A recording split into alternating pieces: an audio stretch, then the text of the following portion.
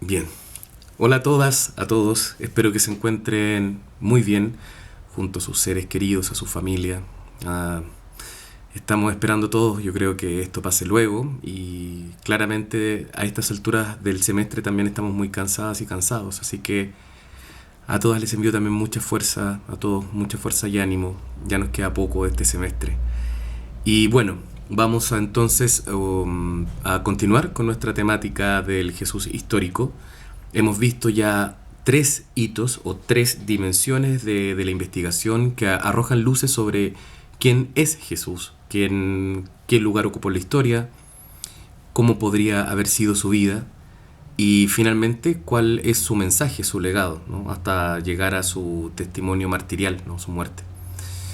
Entonces vamos hoy día a avanzar en esto, llegando ahora a un cuarto punto, o un cuarto hito. Y bueno, uno lo podría simplemente decir, Jesús fue bautizado por Juan Bautista, ¿no?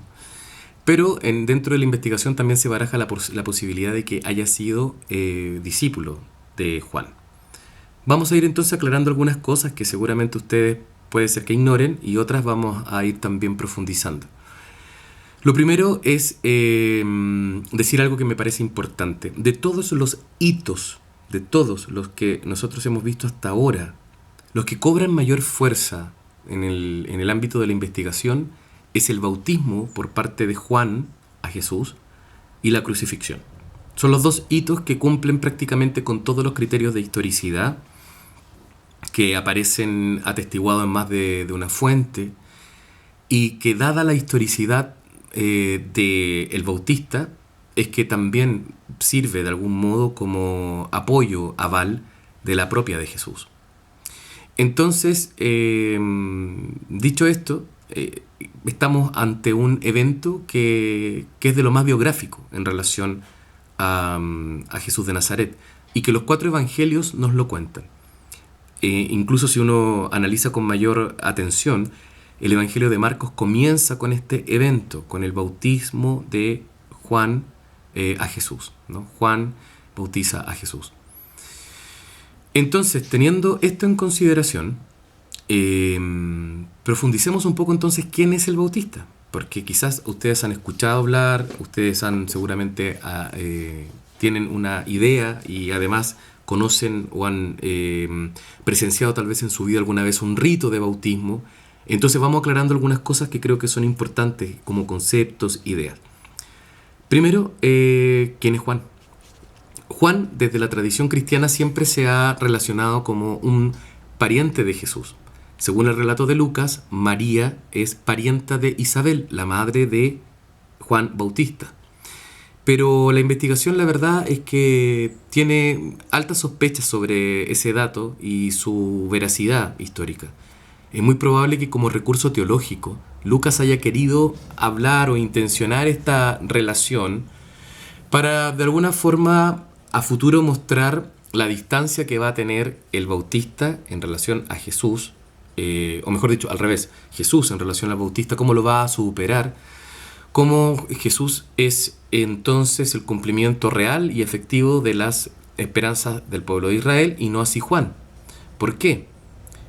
Porque Juan era un personaje, fue un personaje muy importante y para la época, para la Palestina romana del siglo I, un sujeto que, a mi juicio, fue quien ayuda y alienta a la población judía de los años 30, que estaba bajo una dinámica opresiva bastante particular. Por una parte tenía a la casta herodiana, encabezada en ese minuto por los hijos del rey Herodes el Grande. Teníamos a Herodes Antipas, Filipo, Arquelao. Quedaba como finalmente Herodes Antipas siendo como el más protagónico dentro de este escenario político. Luego tenemos un mundo social que además resiente la opresión de la casta sacerdotal y esa vinculación, esa alianza política de intereses que hay entre el templo y Roma, ¿no? Cómo ambas instituciones de alguna manera juegan a favor de sus privilegios, pero sometiendo también al pueblo. Y luego tenemos propiamente la opresión romana. Entonces el escenario del siglo I, y particularmente de los años 30, es políticamente muy álgido. Es un escenario muy removido. Y es por eso que la figura de Juan cobra mucha fuerza, porque fue uno de los pocos que se atrevió al cuestionamiento o al enfrentamiento contra la dinastía herodiana. Según la tradición cristiana, Juan es, como les decía entonces, pariente de Jesús, dato que la investigación histórica del Jesús histórico prácticamente lo descarta. Pero si uno atiende a lo que se remonta a los orígenes de la vida de Juan, también está vinculado a la casta sacerdotal. De hecho, su padre, Zacarías, según el relato de Lucas, era sacerdote, ¿no? Y por lo tanto, si Juan pertenece a la casta sacerdotal, habría cierta lógica que él participase también de esta estructura. No obstante, Juan no lo vemos vinculado al mundo saduceo, que era el movimiento vinculado también a los sacerdotes.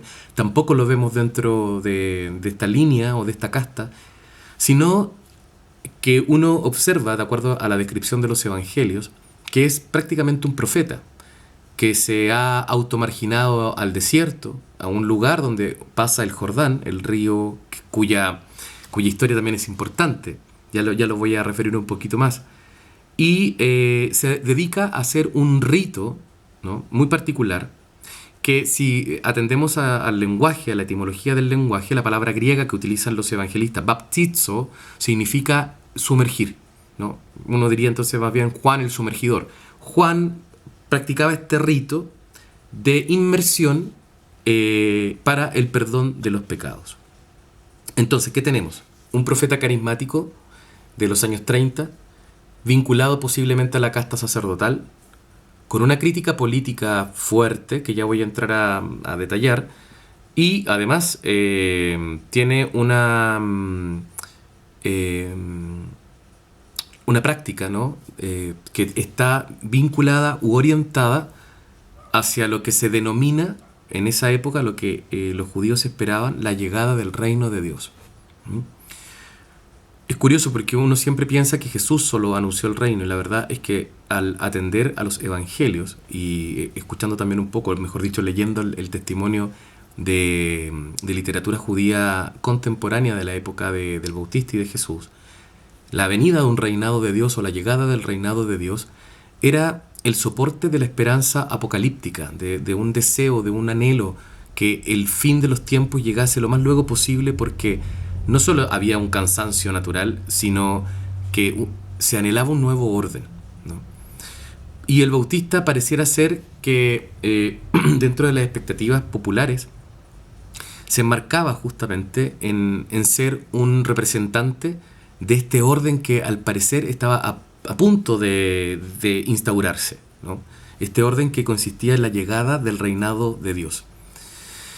Lo cual también agrava más el asunto, porque si Juan predicaba la llegada del reinado de Dios, es claramente una oposición al reinado de César, al reinado de Herodes, ¿ya?, y de alguna forma también una crítica a cualquier tipo de reinado o movimiento, monarquía, que tratase de seguir subyugando a los seres humanos, cuando en el fondo el reinado de Dios proponía revertir absolutamente todo el orden que el imperio y los reyes menores imponían al pueblo.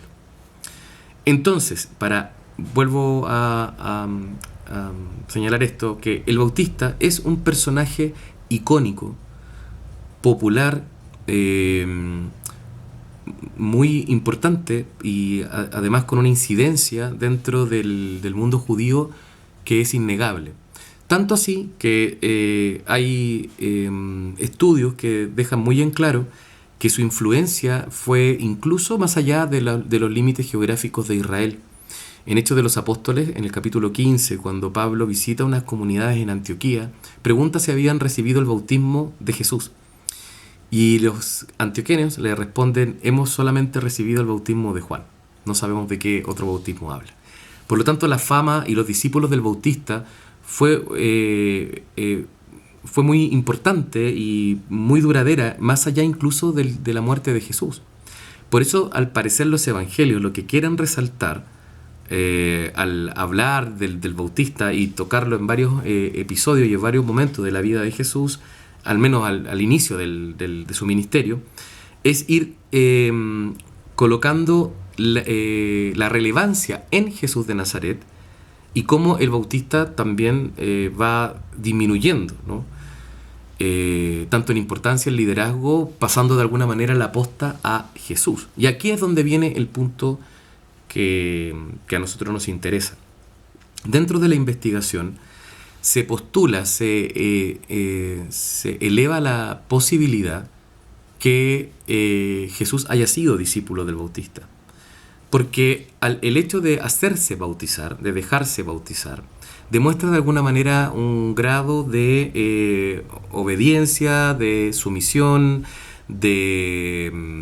al menos de adhesión, ¿no? No se puede precisar cuánto tiempo pudo haber estado Jesús al lado de Juan. De hecho, no hay ninguna cita que concretamente señale algún tiempo de inicio de un posible discipulado y final de este, ¿no? La mayoría se inclina a pensar que hubo una especie de seguimiento temporal indefinido, ¿no? de algunos meses. No podemos tampoco precisar mucho. Pero hay citas que demuestran y que hablan a favor de esta posible vinculación entre el Bautista y Jesús, como maestro y discípulo, ¿no? En el PPT que ustedes van a poder apreciar, uno puede ahí ver que hay unas citas bíblicas, tanto en el Evangelio de Marcos como en el Evangelio de Juan, que dejan muy en evidencia esta idea del seguimiento, ¿no? Cuando Juan se refiere al que viene detrás de mí, ¿no? El que viene detrás de mí. No está simplemente como vaticinando y profetizando, sino que se está refiriendo precisamente a los seguidores. De los seguidores hay uno que viene detrás de mí, que ese es el Mesías. Ante la interpelación que le hace la autoridad judía a Juan, ¿eres tú el Mesías?, él responde, no lo soy, pero hay uno que viene detrás de mí, ¿no? Esa idea entonces de alguna manera supone seguimiento, ¿no? Una vinculación distinta. Sin embargo, no tenemos la certeza profunda. Hay otro texto también en el Evangelio de Juan, en el capítulo 30, ustedes también lo pueden ver ahí en el PPT, está más bien destacado en la parte que nos importa. Hay una controversia entre judíos, entre discípulos de Juan, discípulos de Jesús y unos judíos que discuten, y de pronto hay un judío le dice a Juan Bautista, maestro, el que estaba contigo al otro lado del Jordán, ese del cual tú diste testimonio, se ha puesto a bautizar, y todos van donde él. Aquí hay algo bien interesante, porque se podría pensar cuando dice maestro, el que estaba contigo, ¿no? No es que estuvo un día, un par de horas o se hizo bautizar y se fue, ¿no? El que estaba contigo supone cierta permanencia, ¿no? Supone que lo vieron más de alguna vez, estaba contigo él, está empezando a bautizar. Vale decir, Jesús toma la práctica de Juan, la sigue de alguna manera siendo muy fiel a un estilo, y que es el estilo del Bautista.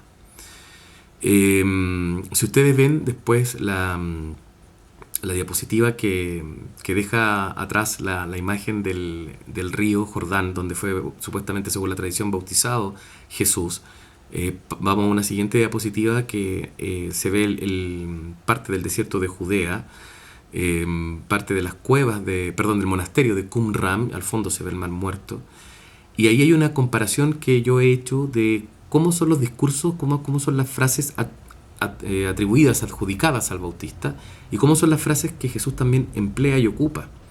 No podemos aquí ver solamente una especie de recurso literario o una repetición simplemente, ¿no? No podemos reducirlo solo a eso. Y aunque así fuese, lo interesante es cómo aquellas expresiones que están en boca de Juan se repiten en Jesús, ¿no?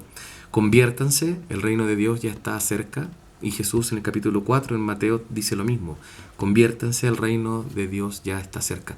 Y ustedes pueden seguir viendo ahí frase por frase cómo hay expresiones muy incluso culturales repetidas en la boca de Jesús y que provienen de Juan. ¿Esto podrá ser señal que existía una relación tan profunda como de maestro-discípulo? Puede ser. Hay otros elementos también que fortalecen esta posición, como por ejemplo el que, si ustedes pasan a la siguiente diapositiva, van a ver que el bloque de enemigos que siempre se enfrentan con Jesús y con Juan son los mismos: escribas, fariseos, saduceos. Hay un bloque, hay como un grupo de adversarios que siempre están en tensión con ambos personajes y que demuestran de alguna forma el lineamiento de ellos, ¿no? Cómo están, por decirlo así, sintonizados en un mismo punto, y cómo los que lo ven desde afuera, la autoridad oficial, cuestionan las enseñanzas y también los ritos o las acciones que estos realizan. Se me olvidó decir un detalle que es muy importante. Cuando Juan comienza a perdonar, a dar a bautizar en el fondo, ¿no? A hacer este perdón masivo en el río Jordán, para los israelitas, para los judíos, el río Jordán no era un río cualquiera, ¿no? El río Jordán era la última frontera natural que tuvo que cruzar Israel para poder llegar a la tierra prometida. Acuérdense que según el relato del Éxodo, salen de Egipto, cruzan el Mar Rojo. Moisés no llega a entrar a la tierra prometida con ellos. El que sigue es Josué, y Josué va a tener que cruzar el Jordán para poder entrar a Canaán. Pues bien, donde bautizaba Juan, lo más probable, y según la arqueología, los estudios arqueológicos, queda en un sector muy al sur de Israel actualmente, casi con la frontera con Jordania, en un sector donde pasa el Jordán, y que curiosamente es el último lugar que tuvo que cruzar Israel para transformarse en un pueblo libre. Entonces, muchos reparan en este punto. El que el Bautista haya ido a ese lugar que rememora el último paso para adquirir la libertad no es menor, ¿no? Es provocador. Es un acto que también tiene un simbolismo profundo, que de alguna manera el judío con su esperanza apocalíptica lo va a saber entender y leer. No por algo está bautizando ahí, donde el pueblo tuvo que cruzar para ser libre. Por lo tanto, nuevamente están como las condiciones para que esa libertad vuelva a manifestarse. Entonces, entrar a las aguas del Jordán y salir de ellas libre de pecado, ¿no? De mancha, es de alguna forma un acto que también representa ese anhelo de salir de esta situación y añorar y aspirar la venida del reinado de Dios. Este rito, además, que Juan practicaba de purificación y limpieza de los pecados, era un rito que estaba reservado al sumo sacerdote del templo.